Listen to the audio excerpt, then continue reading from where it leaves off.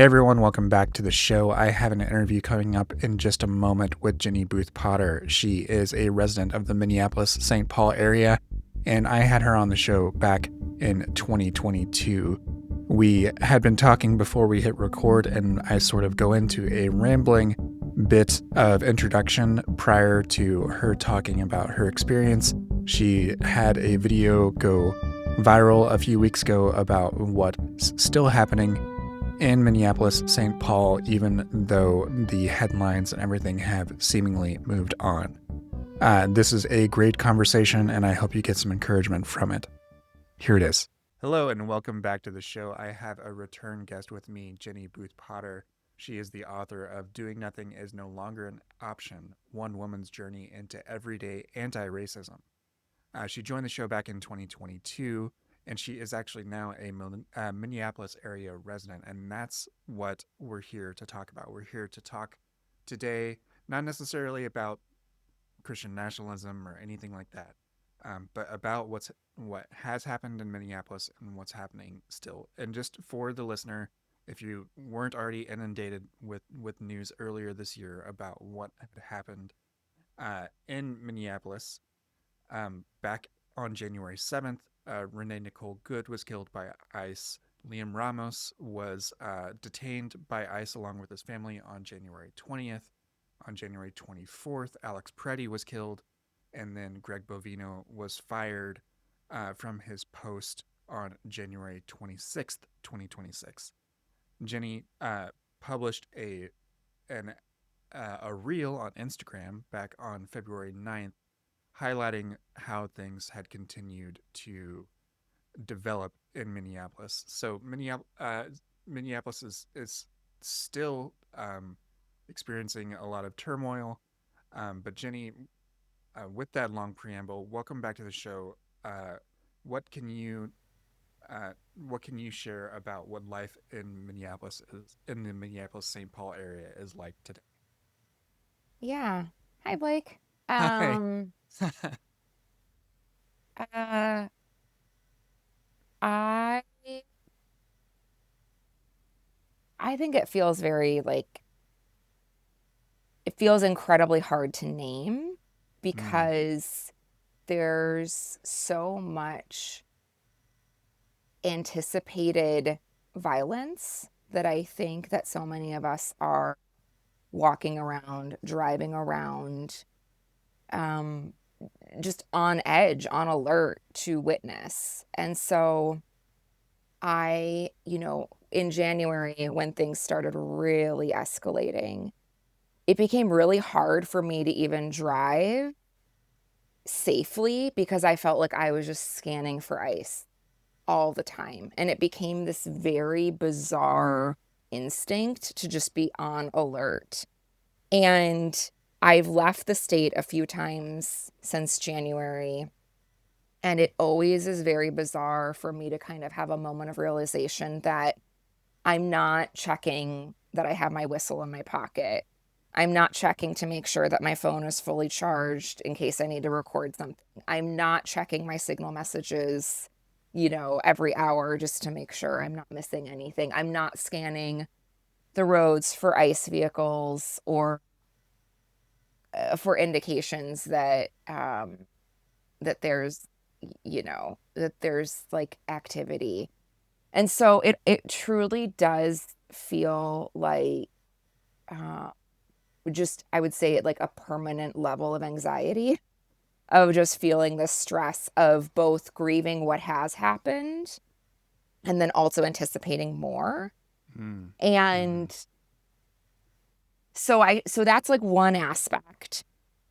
And that you can't fully rely on. Like you don't know where it's not like there's some great plan that ICE is following. Like it's so feels like whack-a-mole. It just feels like they mm, spring up and it always catches you by surprise where they are.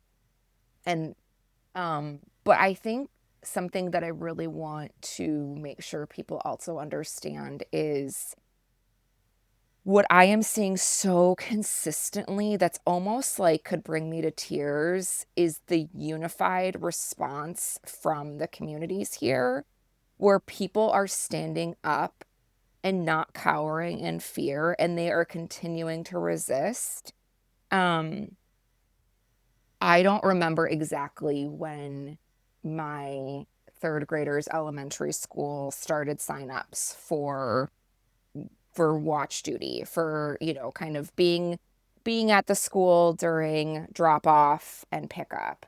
Um, but I'm almost positive it was in the window after Renee Good was murdered and Alex Preddy was murdered.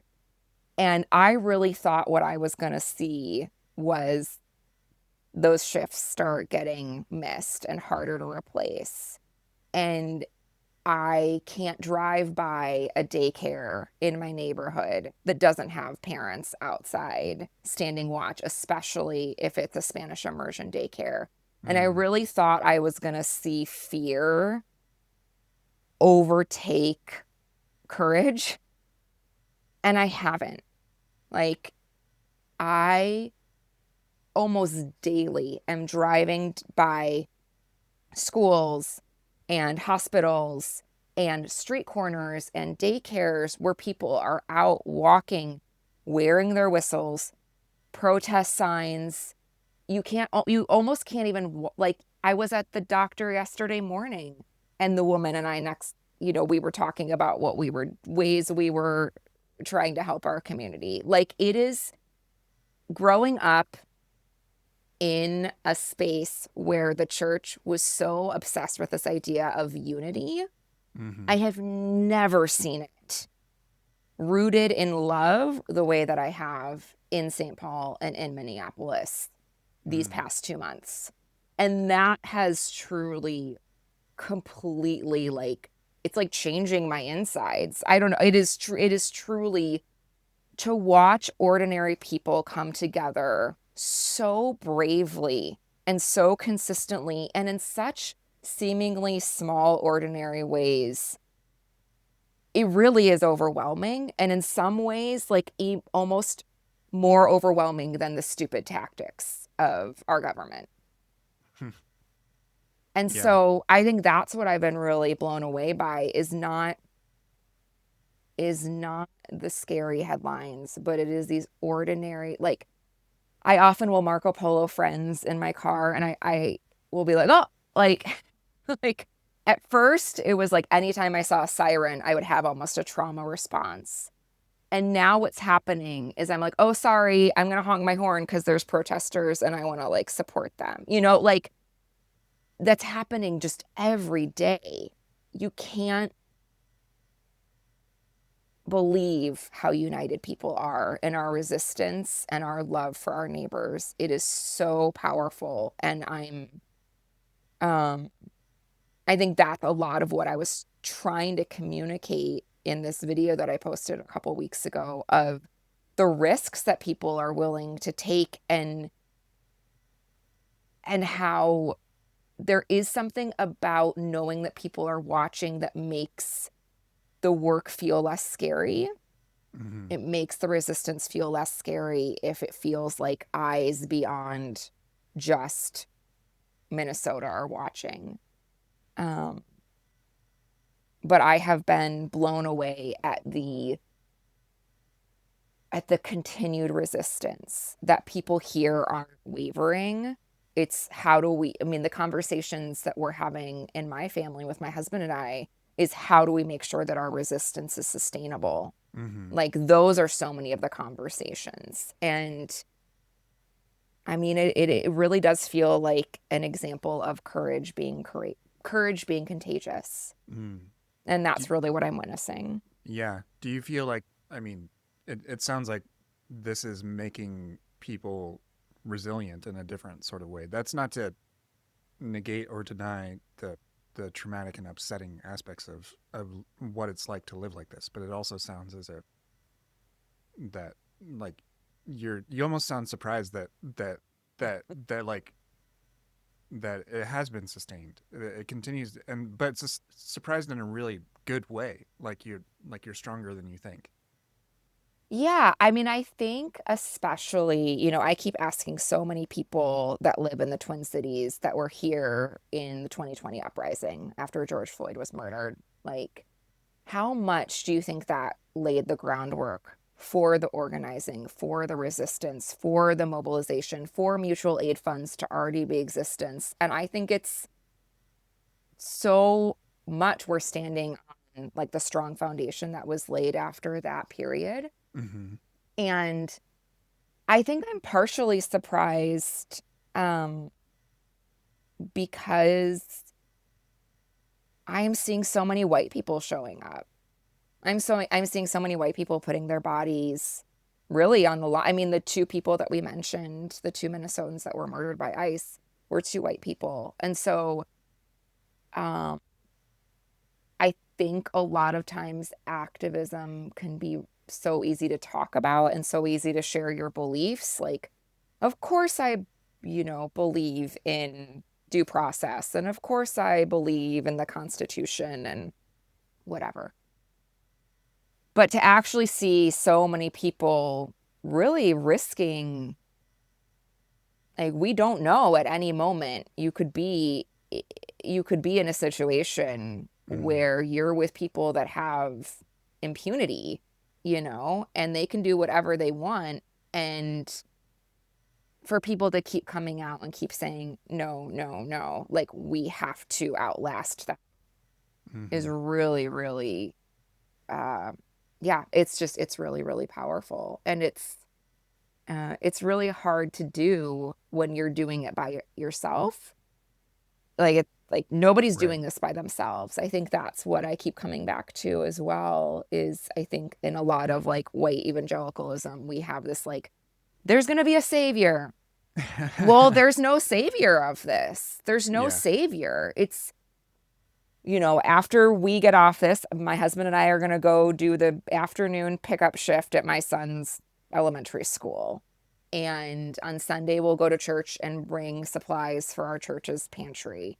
And we're trying to take our grocery budget this month, and like any money that we have extra, we're trying to make sure we're donating that to mutual aid. So there's just like there's so it's such a beautiful example of community and of small acts of resistance adding up, that there Hmm. is no like sweeping savior. Hmm. Um, I do want to comment something that I feel like I've heard so many people when I posted this reel. I think one of the things that hooked people was I shared a story of speaking to someone that is hiding people in their home to Hmm. keep them safe from ICE. And I shared that story because one, I'd been kind of waiting for that moment. I'd been wondering, like, people must be doing this. Like, people must be doing this. So to have that confirmed Hmm. was sobering and also not surprising. And what I heard from so many people after I shared that story of like, we're at the point where people are hiding other people in their basements. Like we are at this moment. We are at this is you read about this in history books moment. And what I heard from so many people was, I'm not hearing anything anymore. I'm not seeing any more videos coming from Minnesota. You're the first video I've seen in 2 weeks. Like, why am I not seeing anything? Why am I not seeing anything? Why am I not seeing anything? And I was thinking about, uh, I mean, there's so many reasons, but I do feel like when you understand a couple of things, or what I'm trying to make sense of, um, when it like I'm not the first person to have this epiphany, but I'm like, oh, like Trump is like a reality TV producer. And so what he wanted when ICE came to Minnesota to like, put these progressives in place, because it wasn't actually about immigration, as we all like, I think Minnesota is like 27th on the list of states when it comes to like population by immigration Hmm. size. So like, why is he sending ICE here? Why are they coming in such loud, honestly like filmable ways where they're dressed up and it's dramatic um and it's being filmed. It's like, well, it's because he's a like reality TV show executive and it's gonna make, exciting content. And that was even something that I'd read, that he was literally like, the reason that the guy that shot and killed Renee Good had a phone in his hand was because they'd been getting orders to start to document, to be creating content of ICE, getting rid of the worst of the worst. And so they were being given instruction to be capturing content. Mm-hmm. Obviously, that like blows up in Trump's face. And the majority, I think it's like 54% of Americans feel like he's gone too far with what ICE is doing. I have a 11-year-old that is obsessed with Hamilton, and I just keep thinking about songs from Hamilton about the battle between like the Redcoats, the British, and like, the 13 colonies, the American resistance. And I feel like Trump really brought ICE in like Redcoats. Like, look at them, like we're gonna, kind of do our thing, and we're so big. And now I feel like they've flipped. And so the reason people aren't seeing things is because they're not out there wearing their fatigues and their, red coat regalia. They're now being covert. And so why we're not seeing things is because it's harder to catch them. Like, they are now, there's been a lot of footage that's helped people understand who ICE is even sending out into Minnesota right now. Is not a bunch of like white middle-aged dudes in fatigues. It's a lot of like men and women of color that are going out. Their tactics are totally changing, where they are trying to go more out to the suburbs where there is less, where it's, St. Paul, Minneapolis, like these are neighborhoods with sidewalks, and there's not the sprawl of like a suburban community. Like you can get places in the Twin Cities like that. And so they're sprawling out. They're being incredibly disgustingly deceptive. They're literally following volunteers who are giving food. Like if let's say your family signs up to receive food. Mm-hmm. Well, now those volunteers that are giving food to these families are being tailed by ICE. Sometimes ICE is impersonating people, pretending that they're food delivery. They're part of like a community group dropping off groceries. There's just all these like, vile. Yeah. I mean, there was a story I heard of a man who, a woman knocked on his door, said she was having car trouble. He's a father of, I think, 4 or 6 kids. He's been in the country, I think, over 20 years. He answers the door, goes outside to help her. She's an ICE agent. Within 30 seconds, ICE swarms in, they detain him. Oh. And I heard a quote from his son saying, like, my dad, like, this does not surprise me. My dad would help anyone. And so I literally have been like wondering lately, like, does the church talk about the Good Samaritan anymore? Like, is that story, are we like we're not talking, do we not teach that parable anymore? Is that woke? I don't know. I keep thinking about these stories where if you are like, yay, ICE, way to trick that father of 6 by claiming that someone has car trouble and get them out of this community. Like, what is wrong with you? It feels so like good versus evil. It just feels so clear right now. Yeah, but I think that's why people think things aren't as bad, because they're not 15 cameras on a situation. They put their red coats away and they're going undercover. And that is in so many ways is even scarier. And so what you're still seeing from so many people, people who are citizens, people who have asylum cases, people who, for whatever reason, people who are just people of color Mm-hmm. are hiding because because because the risk is still too great. Yeah.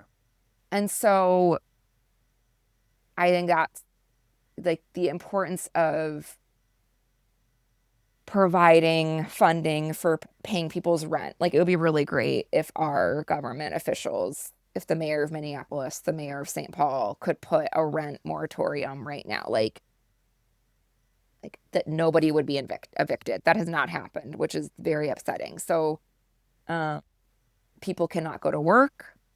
They're not sending their kids to school. Like my kids they're in St. Paul public schools, and both their elementary and middle school and high schools are all offering e-learning.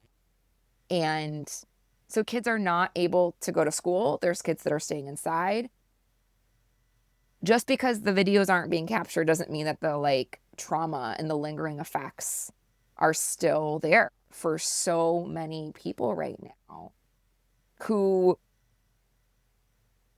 have already probably been through so much other trauma. Like it is just so reckless and cruel and terrible. And that's just what's happening in Minnesota. Meanwhile, when people are sent to detention centers, that's like a whole other Right. Yeah. trauma and health. Yeah, It's one crisis amongst many. right. Like, yeah, absolutely.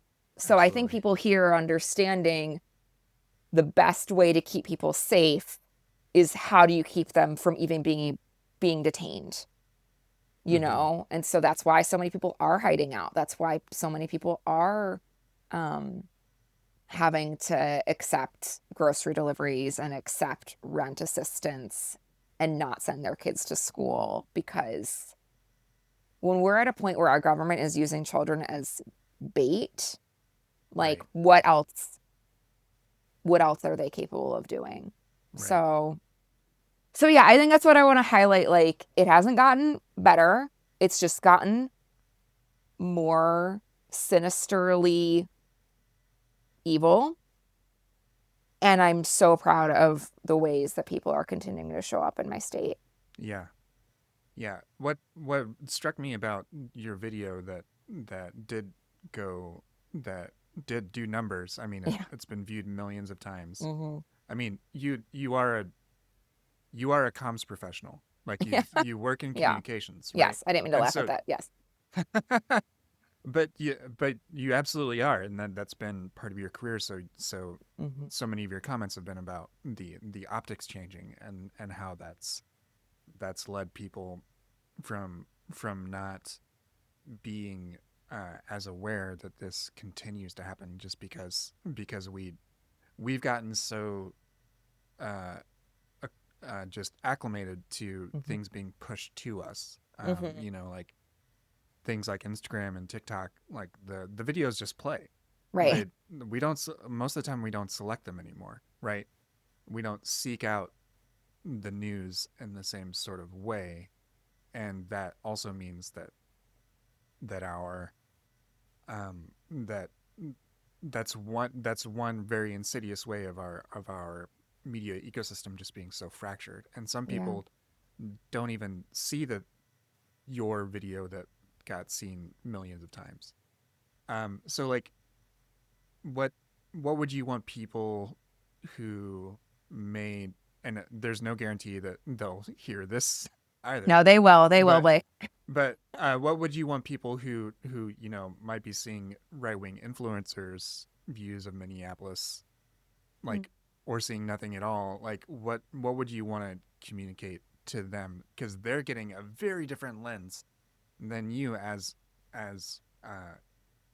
as someone with young children, that you're trying to live your Mm. life, and you're also trying to help your community in distress. Like there's so much going on, just to your point, like there's so many simultaneous crises, Mm-hmm. that it's hard for us to hold on a given day. but but people in Minneapolis and in other places like Chicago and Portland and Mm-hmm. all these other regions that are also being targeted by ICE, they're Mm-hmm. also living this. So, but to those people that, uh, if you had an opportunity to highlight something for those people that may not be receiving those images at all, um, like what would you how would you like to speak to them, or what would you want to highlight for them? Mm-hmm. Um, yeah, I mean, I think when I when I sat in my car and recorded that video and I was like, bring your eyes back to the Twin Mm-hmm. Cities, Yeah. I wasn't saying that in like, what's wrong with you people? I Oh. totally get it that it is really hard to sustain a level of distance proximity. Like if it's not in your backyard, I totally understand how you're at the mercy of media, whether that's news, whether that's, people on the ground here, wherever. Um, and so I want to just say, like, we are all human beings doing the best that we can. I'm going to Mm-hmm. assume that anybody listening right now is cares about other people, has a clear understanding of right and wrong, understands that what is happening is not only inhumane, it's dehumanizing. Mm-hmm. And honestly, in some ways, it's the same conversations that I'm having with this happening in my backyard, which is, what do we need to do to make our resistance sustainable? And so if signing up for NPR, like follow local Minnesota-based news sources. So NPR is our version of NPR because we have to be special. So it's Minnesota Public Radio. Um, Follow our PBS station. Follow the Star Tribune. Like, follow those accounts. Go there. Um, but yeah, I mean, there's so many ways to make this, like, if you care about what's happening in Minnesota and you want to give to Minnesota, there are so many ways to do that. And what I would encourage people to do is put things on, like, become a recurring donor of an immigration organization that's in Minnesota. Become a recurring donor of like a mutual aid distributor. Um, do it once and then just like automate it so you don't have to think about it over and over again. If that's what you want to do, if you were able to give financially. Mm-hmm. Um, but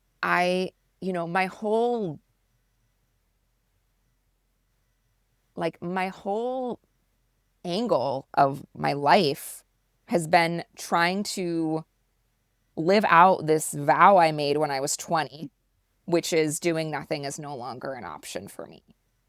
And so I would just say to people, like, just don't do nothing. And I kind of don't care what the not nothing is, Mm-hmm. because when you do anything, it becomes there's an energy, right? Like, I think activism creates momentum, it creates energy, and that can be big or small. I feel like a lot of times we're in these activist circles or just trying to care, it's like so much of our energy is around how we're not doing enough, or it's going after the people that hardcore disagree with us. Mm-hmm. And so I would love to extend the permission slip that you don't need to beat yourself up. Nobody is doing enough. Nobody. I guarantee there are people that are getting, like, arrested, or that are getting, uh, why can't I think of what's that called? What's it called? Like when you're Pepper sprayed. pepper sprayed, that are like, I'm not doing enough. Like, so just release yourself of that and just say, but I can do something. What's my something that I can do? And I think one of the things that has completely almost not taken me out, but really upset me was the silence from people that don't agree with me politically in my family, that they did not like reach out to check on how me, my family, our neighborhood is doing, as they're, I'm assuming, getting similar news stories about people being murdered in the street. Mm-hmm. So I think I have spent a lot of energy, very candidly, having to let those people go, having to say my energy right now is not speaking to them. It is speaking to people who care and want to know how to get more involved. Mm-hmm. And so if you are compelled to like talk to people that are, I mean, you mentioned like people that are seeing like right-wing influencers, and I don't know what they're doing with that information, like probably disagreeing with it. Um, but if you're like, I would just encourage people to pay attention to the finite amount of energy that they have. Mm-hmm. And what are things that you can participate in that renew your energy, that renew your love for humanity? And if it's arguing with conservatives on the internet, more power to you. That's not how that bums me all the way out. Yeah, yeah. Um, and I don't think it's very motivating. Mm-hmm. And I don't think it actually is effective. And Mm-hmm. I actually don't think that's what we need to do to win. Like, I learned this years ago from Andre Henry about the 3.5% resistance measurement, that in any resistance movement, if you get 3.5% of the population Change to happens. be coordinated, that is how movements happen. And so I am very much more interested in spending my time making sure that people aren't throwing themselves pity part. I don't mean to sound so like, I don't know how I sound, but I get it. I get that there is a real, taking stock of what am I doing and am I doing enough? And I think that is good. I'm doing that constantly. But what I'm really trying to make sure that I shift over to is, if I don't feel like I'm doing enough, like, what's something that I can just do right now? What's one small thing to just get myself out of the like, I'm not doing enough kind of tornado spin. Right. Um, and so that's all I mean by that, of please do something small. Like, sharing a post is not nothing. Giving $10 to a mutual aid fund is not nothing.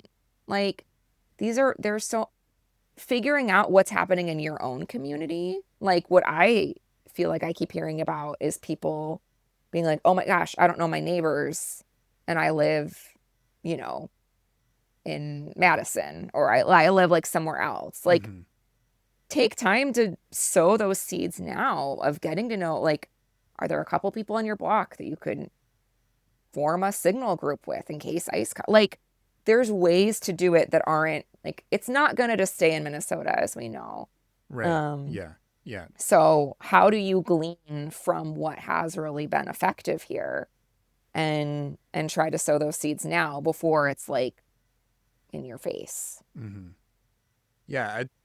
I think all of those messages are very, very well said, and I think very necessary for people, just that do see things. We all carry these rectangles in our pockets, and we see horrors on them every day. And then it does make you sort of feel a bit of like functional freeze, or like Hmm. all of those things that you mentioned, and that the if you have an ounce of empathy and you see something horrific happening, yeah, you're going to be affected by that.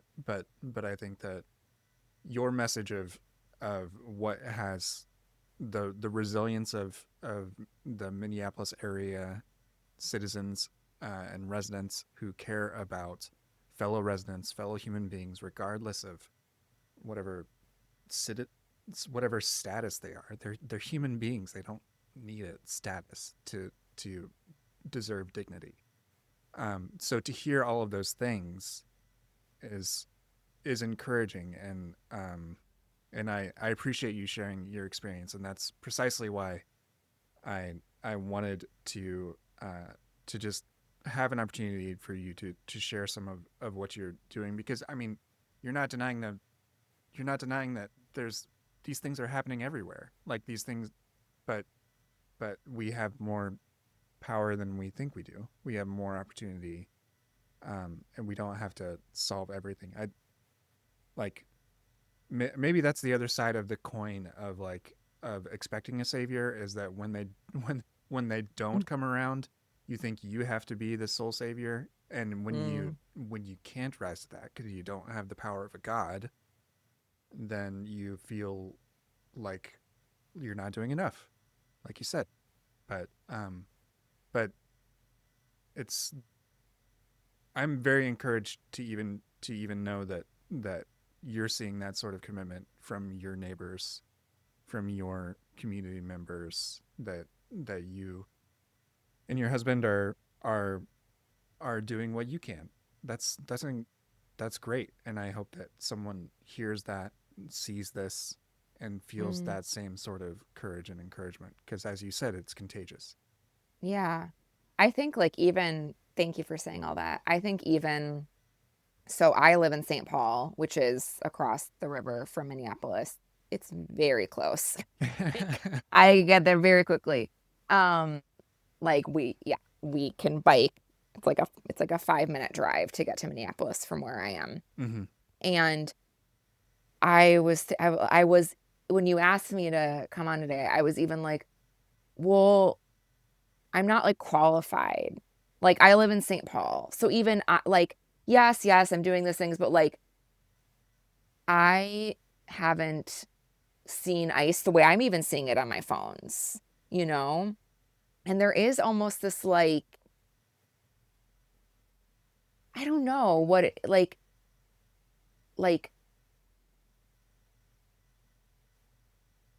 I promise I'm not turning this into a therapy session. But just I think I had therapy yesterday. I'm fine. Um but I think there is a weird like I'm sure there are smart people studying this, and I'm sure there's probably already a term for it, of what do you do when you see terrible things happening but it feels far away because it's on your phone. Mm-hmm.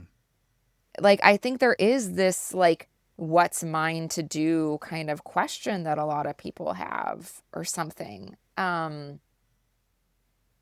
so yeah, I don't know. I just um yeah, I don't really know if I have like No. a thought, but I just like you have permission to care about what's happening in Minneapolis even if you don't live in Minneapolis. Mm-hmm. And you have permission to like you don't have to be here. Like I can tell you, yeah, like I think this is Yeah. where my mind was No. going. Well, like what I keep wanting again, I don't do that much driving. I drive like 4 minutes to Trader Joe's. That's about it. Like my window is very small here. I cannot drive down the street on any single day without seeing some level of resistance to ice. I Mm. just can't. My 4-minute drive to Trader Joe's, I will guarantee see I don't know 100 anti-ice signs, like minimum. I will see almost there's a dual language daycare that's on the street that I drive down. I have wanted so many times to film these people because they are standing out all hours while this daycare is open in the snow. It's freezing. They are just standing there. Like, I think sometimes we think that being an activist is responding to the bad. And I think what is reframing me is watching people respond to the bad, which they can't control, but they can control how they step up and make things good. Mm. Mm-hmm. And so I think maybe that's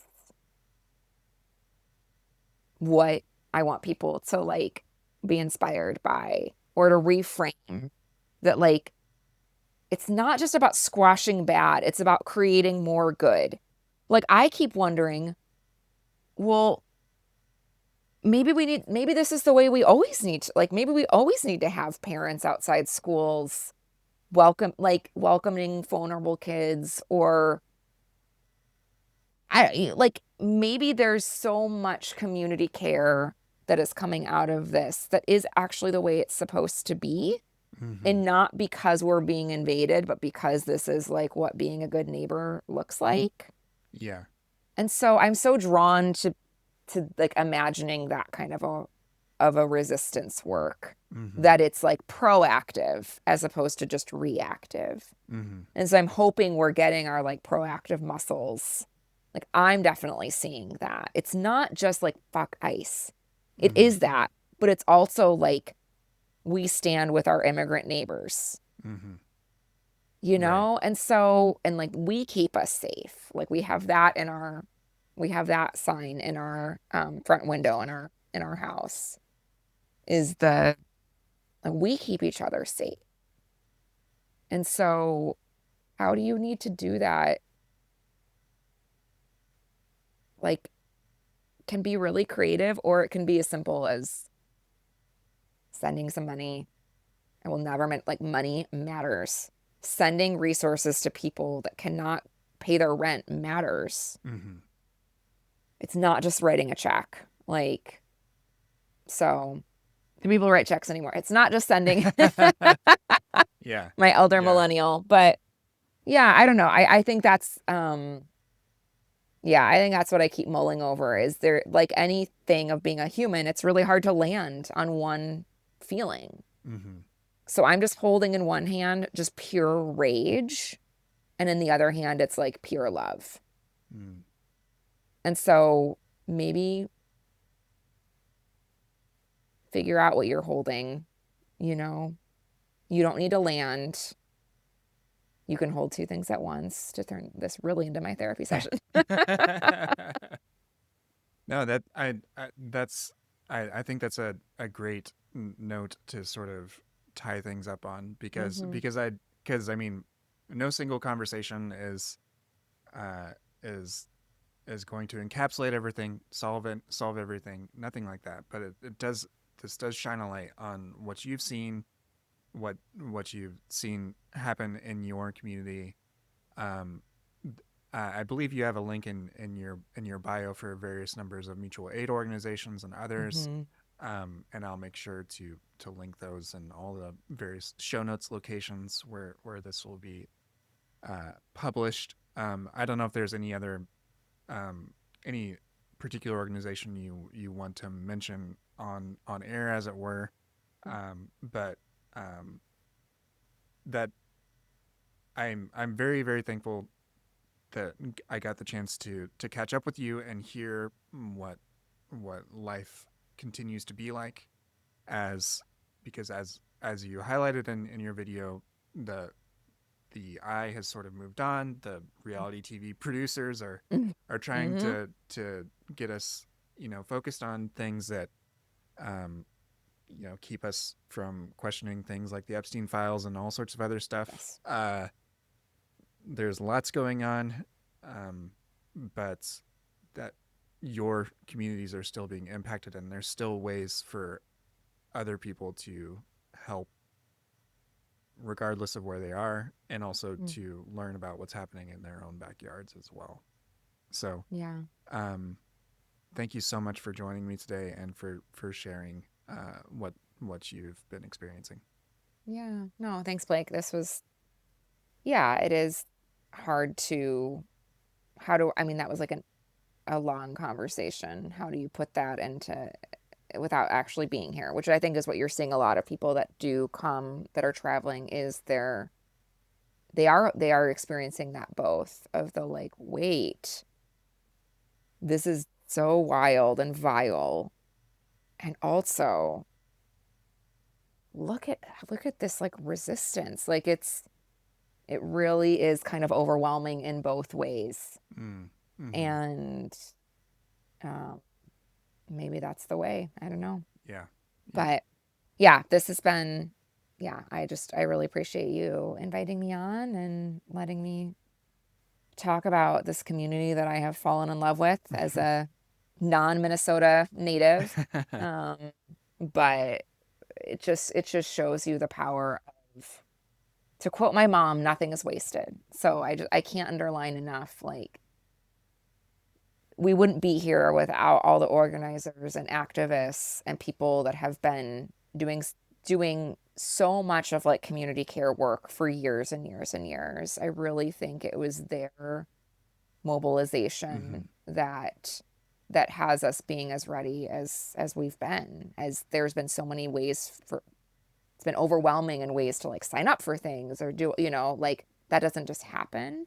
And so I'm really bittersweetly grateful for all the events that have happened historically in this state that have made people be this ready. Hmm. Um, but yeah, I think take heart. There are more of us than there are of them. And we just have to keep showing up. Yeah. Yeah. Ginny Booth Potter, thank you so much for joining today. Yeah. Thanks, Blake.